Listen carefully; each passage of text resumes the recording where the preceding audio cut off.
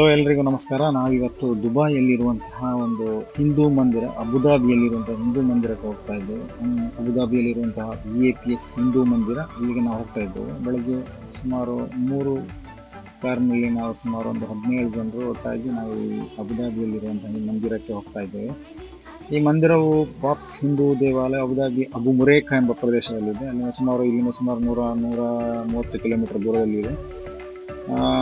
UAE ಸರ್ಕಾರವು ನೀಡಿದಂಥ 27 ಎಕರೆ ಜಾಗದಲ್ಲಿ ಈ ಸುಂದರವಾದ ದೇವಾಲಯವನ್ನು ನಿರ್ಮಿಸಲಾಗಿದೆ.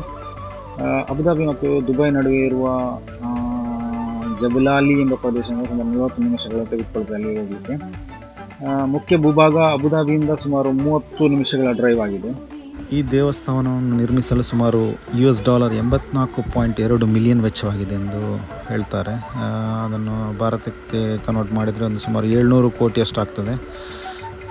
ಮತ್ತೊಂದು ವಿಶೇಷ ಏನಂದರೆ ಈ 700 ಕೋಟಿಯು ಅದು ಕುಳಿತಿರುವ ಭೂಮಿಯ ಅಂದಾಜು ಮೌಲ್ಯವನ್ನು ಹೊರತುಪಡಿಸ್ತದೆ. ನಾವು ಸುಮಾರು ಒಂದು ಅರ್ಧ ರಸ್ತೆಯನ್ನು ಮುಟ್ಟಿದ್ದೇವೆ. ಇವತ್ತು ಸಾರ್ವಜನಿಕ ರಜಾ ದಿನ ಇರುವುದರಿಂದ, ಈದ್ನ ರಜೆ ಇರುವುದರಿಂದ ಸಾವಿರಾರು ಜನರು ಸೇರುವಂಥ ನಿರೀಕ್ಷೆ ಇದೆ. ಈಗ ನಮ್ಮ ಇನ್ನೊಂದು ಕಾರ್ನವರು ಕೂಡ ಕಾಣ್ತಾ ಇದ್ದಾರೆ ನಿಮ್ಮ ಸೈಡಲ್ಲಿ. ನಾವು 3 ಕಾರ್ನಲ್ಲಿ ಹೋಗ್ತಾ ಇದ್ದೇವೆ. 3 ಕಾರ್ನಲ್ಲಿ ಸುಮಾರು ಒಂದು 17 ಜನರು ಅಲ್ಲಿ ಹೋಗ್ತಾ ಇದ್ದೇವೆ. ಈ ದೇವಸ್ಥಾನವನ್ನು ಕಳೆದ ಫೆಬ್ರವರಿ 14ರಂದು ನಮ್ಮ ಭಾರತ ದೇಶದ ಹೆಮ್ಮೆಯ ಪ್ರಧಾನಿಗಳಾದಂಥ ನರೇಂದ್ರ ಮೋದಿಯವರು ಉದ್ಘಾಟಿಸಿರುತ್ತಾರೆ. ಉದ್ಘಾಟನೆ ನಂತರ ಸುಮಾರು ಫೆಬ್ರವರಿ 18ರ ನಂತರ ಸಾರ್ವಜನಿಕರಿಗೆ UAE ಸರ್ಕಾರವು ದರ್ಶನಕ್ಕೆ ಅವಕಾಶವನ್ನು ಕಲ್ಪಿಸಿಕೊಟ್ಟಿದೆ. ನಾವು ಅಲ್ಲಿಗೆ ಮುಟ್ಟಿದಾಗ ಅಲ್ಲಿನ ಜನಸಂಖ್ಯೆಯನ್ನು ನೋಡಿ ನಾವು ಆಶ್ಚರ್ಯಚಕಿತರಾದೆವು. ಯಾಕಂದರೆ ಈಗ ನಮ್ಮ ಊರಿನಲ್ಲಿರುವಂಥ ಯಾವುದೇ ಒಂದು ಪ್ರಸಿದ್ಧ ದೇವಸ್ಥಾನಗಳಿಗೇನು ಕಮ್ಮಿ ಇರೋದಷ್ಟು ಜನಸಂಖ್ಯೆಯಲ್ಲಿ ಕೂಡಿತ್ತು. ಅಷ್ಟೇ ರೀತಿಯ ಅತ್ಯಂತ ಸುಸಜ್ಜಿತ ವ್ಯವಸ್ಥೆಯನ್ನು ಕೂಡ ಕಲ್ಪಿಸಲಾಗಿತ್ತು UAE ಸರ್ಕಾರವು. ಸುಮಾರು 1.5 ಕಿಲೋಮೀಟರ್ನಷ್ಟು ಉದ್ದವಾದ ಕ್ಯೂ ಇತ್ತು ಅಲ್ಲಿ ದೇವಸ್ಥಾನವನ್ನು ಸಂದರ್ಶಿಸಲು. ಅತ್ಯಂತ ಬಿಸಿಲು ಕೂಡ ಆಗಿತ್ತು. ನಾವು ಕೂಡ ಅದೇ ಕ್ಯೂನಲ್ಲಿ ನಿಂತ್ಕೊಂಡು ಸುಮಾರು ಬ್ಯಾರಿಕೇಡ್ಗಳನ್ನ ಹಾಕಿದಾಗೆ ಬ್ಯಾರಿಕೇಡ್ಗಳಲ್ಲಿ ನಾವು ಕೂಡ ಅದೇ ಕ್ಯೂನಲ್ಲಿ 1 ಗಂಟೆ ನಿಂತು ಕೊನೆಗೂ ಹೇಗೂ ನಾವು ದೇವಸ್ಥಾನಕ್ಕೆ ತಲುಪಿದೆವು. ಮುಖ್ಯ ದೇವಾಲಯವು ಸುಮಾರು 32.9 ಮೀಟರ್ ಎತ್ತರ ಇದೆ. ಹಾಗೆ 79.8 ಮೀಟರ್ ಉದ್ದ ಮತ್ತು 54.8 ಮೀಟರ್ ಅಗಲವಿದೆ. ಈ ದೇವಸ್ಥಾನವು ಸುಮಾರು ಒಂದು 8ರಿಂದ 10 ಸಾವಿರ ಜನರಿಗೆ ನಿಲ್ಲುವಂಥ ಅವಕಾಶ ಇದೆ ಇದರೊಳಗೆ. ಜೊತೆಗೆ ಅದರ ಹೊರ ಕಾಂಪೌಂಡ್ನಲ್ಲಿ ಇತರ ಕಟ್ಟಡಗಳಾದ ಪ್ರಾರ್ಥನಾ ಮಂದಿರಗಳು, ಸಮುದಾಯ ಕೇಂದ್ರ ಮತ್ತು ಉದ್ಯಾನವನ ಎಲ್ಲವನ್ನು ಸೇರಿಕೊಂಡಿದೆ ಈ ದೇವಸ್ಥಾನವು. ಅತ್ಯಂತ ಸುಸಜ್ಜಿತವಾಗಿ ನಿರ್ಮಿಸಲಾದಂಥ ದೇವಸ್ಥಾನವಿದು. ಅತ್ಯಂತ ಸುಂದರವಾದ ದೇವಸ್ಥಾನ ಕೂಡ ಹೌದು. ನಮ್ಮ ದೇಶಕ್ಕೊಂದು ಹೆಮ್ಮೆ ಕೂಡ ಹೌದು. ಭಾರತ ದೇಶದ ಪ್ರಧಾನಿಯವರು ಉದ್ಘಾಟನೆ ಮಾಡಿದಂಥ ದೇವಸ್ಥಾನ ಇದು. ಈ ಅತ್ಯಂತ ಸುಂದರವಾದ ದೇವಸ್ಥಾನವನ್ನು ಬಿಳಿ ಅಮೃತ ಶಿಲೆಯಲ್ಲಿ ಕೆತ್ತಲಾಗಿದೆ. ಬಿಳಿ ಅಮೃತ ಶಿಲೆಯಲ್ಲಿ ಕೆತ್ತಲಾದ 402 ಸ್ತಂಭಗಳನ್ನು ಹೊಂದಿದೆ ಈ ದೇವಸ್ಥಾನವು. ಮತ್ತೊಂದು ವಿಶೇಷತೆ ಏನಂದರೆ ಇಲ್ಲಿ ಇರುವಂಥ 402 ಸ್ತಂಭಗಳಲ್ಲೂ ಕೂಡ ಬೇರೆ ಬೇರೆ ವಿನ್ಯಾಸದ ಚಿತ್ರ, ಮತ್ತು ಒಂದೇ ಒಂದು ಸೇಮ್ ವಿನ್ಯಾಸದ ಚಿತ್ರ ಇದರಲ್ಲಿಲ್ಲ. ಪ್ರತಿಯೊಂದು ಸ್ತಂಭಗಳು ಬೇರೆ ಬೇರೆ ವಿನ್ಯಾಸಗಳನ್ನು ಹೊಂದಿದೆ. ಮತ್ತು ಕೆತ್ತನೆಗಳು ಕೂಡ ಎಲ್ಲ ರೀತಿಯ ಈ ಸಸ್ಯ ಮತ್ತು ಪ್ರಾಣಿ ಮತ್ತು ನವಿಲುಗಳು, ಆನೆಗಳು, ಒಂಟೆಗಳು, ವಿದ್ಯುತ್ ಮೆರವಣಿಗೆಗಳು ಮತ್ತು ಚಂದ್ರ ಮತ್ತು ನಕ್ಷತ್ರಗಳ ಹಂತಗಳನ್ನು ಹೆಣೆದುಕೊಂಡಿದೆ. ಅತ್ಯಂತ ಸುಂದರವಾದ ಮನಮೋಹಕವಾದ ದೇವಸ್ಥಾನವಾಗಿದೆ. ಮತ್ತು ಒಳಗಿನ ದೇವಸ್ಥಾನಕ್ಕೆ ಯಾವುದೊಂದು ವಿಡಿಯೋ ತೆಗೆಯುವಂಥ ಅವಕಾಶ ಇಲ್ಲ. ಆದ್ದರಿಂದ ನಮಗೆ ಒಳಗಿನ ವಿಡಿಯೋ ಯಾವುದು ತೆಗಿಲಿಕ್ಕೆ ಆಗಲಿಲ್ಲ. ನಾವು ಹೊರಗಿಂದೆಲ್ಲ ತೆಗೆದಿದ್ದೇವೆ. ದೇವಸ್ಥಾನ ಎಂಟ್ರ್ ಆಗ್ತಿರುವಂಥ ಇಲ್ಲಿ ಒಂದು ದೊಡ್ಡ ಬೋರ್ಡ್ ಇದೆ, BAPS ಹಿಂದೂ ಮಂದಿರ ಅಥವಾ BAPS ಹಿಂದೂ ಮಂದಿರ ಅಬುದಾಬಿ ಅಂತ ಬರೆದಿದೆ. ಹೊರಗಿನಿಂದ ನೋಡ್ತಾ ಇದ್ದರೆ ದೂರದಿಂದ ಒಂದು ನಮಗೆ ಅಯೋಧ್ಯೆಯ ರಾಮ ಮಂದಿರವನ್ನು ನೋಡಿದಂಥ ಫೀಲ್ ಆಗ್ತದೆ. ಅಷ್ಟೇ ಉತ್ತಮವಾದ, ಅಷ್ಟೇ ಸುಂದರವಾದ ದೇವಸ್ಥಾನ ಇದು ಕೂಡ ಆಗಿರುತ್ತದೆ. ಅತ್ಯಂತ ಸುಸಜ್ಜಿತವಾದ ನಿರ್ಮಾಣ ಕೂಡ ದೇವಸ್ಥಾನ ಇದಾಗಿದೆ.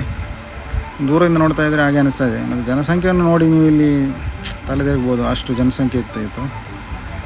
ನಾವು ಕೂಡ ಒಂದೂವರೆ ಗಂಟೆ ನಿಂತು ಹೇಗೂ ಕೊನೆಗೂ ತಲುಪಿದೆ ದೇವಸ್ಥಾನಕ್ಕೆ. ನಿಮಗೆ ಕಾಣ್ತಾ ಇರ್ಬೋದು ಇಲ್ಲಿ ಎಷ್ಟು ಜನ ಇದ್ದಾರೆ ಅಂತ. ನೀವೊಂದು ಊರಿನಲ್ಲಿರುವಂಥ ಒಂದು ಪ್ರಸಿದ್ಧವಾದ ಯಾವ ದೇವಸ್ಥಾನಕ್ಕೂ ಕಮ್ಮಿ ಇಲ್ಲದಷ್ಟು ಜನ ಇಲ್ಲಿ ಇದ್ದಾರೆ. ಅದು ಸಹ ನಾವು ಇರುವಂಥ ಒಂದು ಕರ್ಮಭೂಮಿಯಲ್ಲಿ ದೇವಸ್ಥಾನ ಇರುವುದು. ಅದು ಕೂಡ ಇನ್ನೊಂದು ಸಮುದಾಯದವರ ದೇಶ ಆಗಿರ್ತದೆ. ಅದರಲ್ಲೂ ಕೂಡ ನಮ್ಮ ದೇವಸ್ಥಾನವನ್ನು ಕಟ್ಟಲಿಕ್ಕೆ ಮತ್ತು ನಮಗೊಂದು ಪ್ರಾರ್ಥನಾ ಮಂದಿರ ಇರಲಿ ಅಂತ ಅವರು ಕೂಡ ಅವಕಾಶ ಕೊಟ್ಟಿದ್ದಾರೆ. ಹಾಗೆ ಅದಕ್ಕೆ ಕೂಡ ನಾವೊಂದು UAE ಸರ್ಕಾರಕ್ಕೆ ಅಭಿನಂದನೆಯನ್ನು ಸಲ್ಲಿಸಲೇಬೇಕಾಗ್ತದೆ. ನಾವು ಸ್ವಲ್ಪ ಬೇಗ ಹೋಗಿದ್ದೇವೆ. ಬೇಗ ಹೋದ್ದರಿಂದ ನಮಗೆ ಬೇಗ ಒಂದು ಗಂಟೆ ಒಳಗೆ ಹೋಗುವಂಥ ಅವಕಾಶ ಸಿಕ್ಕಿತು. ಮತ್ತು ಲೇಟಾಗಿ ಬಂದವರಿಗೆ ಸುಮಾರು 2-2.5 ಗಂಟೆ ಲೈನಲ್ಲಿ ನಿಲ್ಲುವಂಥ ಪರಿಸ್ಥಿತಿ ಒದಗಿ ಬಂದಿದೆ. UAE ಸುಮಾರು ದಶಕಗಳಿಂದ ಹಿಂದೂ ಆರಾಧನಾ ನೆಲೆಯಾಗಿದೆ.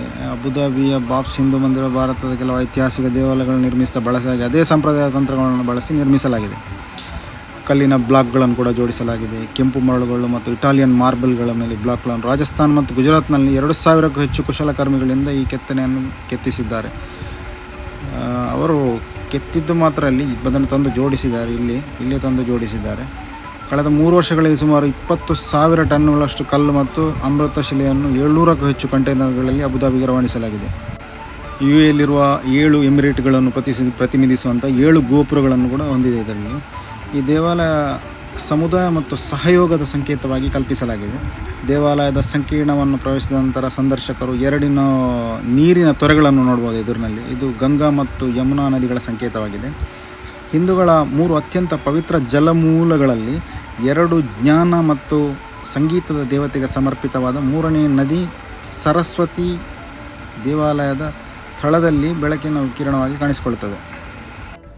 ಈ ದೇವಸ್ಥಾನಕ್ಕೆ ಹೋಗುವವರ ಗಮನಕ್ಕೆ ಈ ದೇವಸ್ಥಾನದ ಹೊರಭಾಗದಲ್ಲಿ ಉಚಿತವಾದ ಪಾರ್ಕಿಂಗ್ ವ್ಯವಸ್ಥೆ ಇದೆ. ಹಾಗೂ ನೀವು ಆನ್ಲೈನ್ನಲ್ಲಿ ಬುಕ್ಕಿಂಗ್ ಮಾಡ್ಬೋದು. ಈ ದೇವಸ್ಥಾನಕ್ಕೆ ಒಳಗೆ ಹೋಗಬೇಕಾದ್ರೆ ಆನ್ಲೈನಲ್ಲಿ ಬುಕ್ಕಿಂಗ್ ಮಾಡಿದರೆ ಯಾವುದೇ ಕ್ಯೂ ನಿಲ್ಲುವಂಥ ಅವಶ್ಯಕತೆ ಇಲ್ಲ.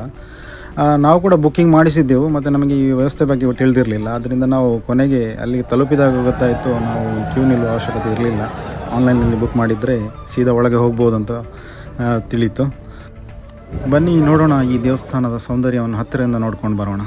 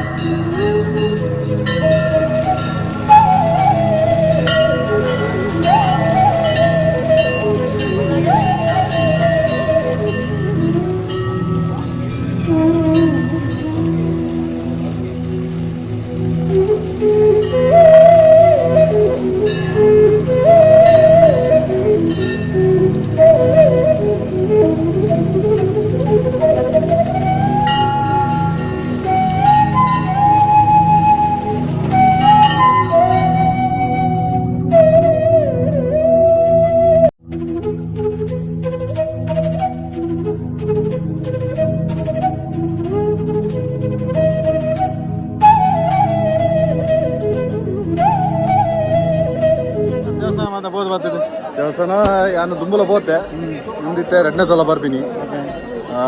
ಭಾರಿ ಅಡ್ಡೆ ಒಂಜಿ ಎಕ್ಸ್ಪೀರಿಯನ್ಸ್ ಪಂಡ ನಮ್ಮ ಒಂಜಿ ಮುಲ್ತಾಯಿನ ರಾಜೆ ಒಂಜಿ ಕೊರ್ನೆ ಅಂಚೆತ್ತಿನ ಒಂಜಿ ನಂಗೊಂಜಿ ಸ್ಪೆಷಲಿ ನಮ್ಮ ಹಿಂದೂ ಧರ್ಮಕ್ಕೆ ಒಂಜಿ ಕೊರ್ನೆ ಅಂಚೆತ್ತಿನ ಚಾನ್ಸ್ ಮಾತಾಕುಲ ಬರೋಡು ನಮ್ಮ ಮೂಲು UAE ತಿನ್ನಕಲು ಮಾತಾಕುಲ ಬತ್ತದ ಮೂಲು ದರ್ಶನ ಬಂತು ಪೋಡ್ ಬಂದು ಒಂದು ಏನು ಮಾತ್ರ ಭಾರಿ ಅಡ್ಡೆ ಪೋಯ್ನಕಲೇಗಿ ಭಾರಿ ಖುಷಿ ಅನ್ಬೋದು. ಮಾತಾಕಲೆಲ್ಲ ಭಾರಿ ಖುಷಿ ಆಗಿದೆ. ದೇವಸ್ಥಾನ ಮತ್ತೆ ಹೋದ ಟೆಂಪಲ್ ದರ್ಶನ ನನಗೆ ರಿಟರ್ನ್ ಹೋಗೋದಿಲ್ಲ. ಭಾರಿ ದರ್ಶನ ದೇವೆಲ್ಲ ಕ್ರೌಡ್ ಮಾತ್ರ ಒಟ್ರಾಸಿತ್ತು. ಧಾರವಾಡ ಜಾಗ ಕ್ರೌಡ್ ಫೀಲಿಂಗ್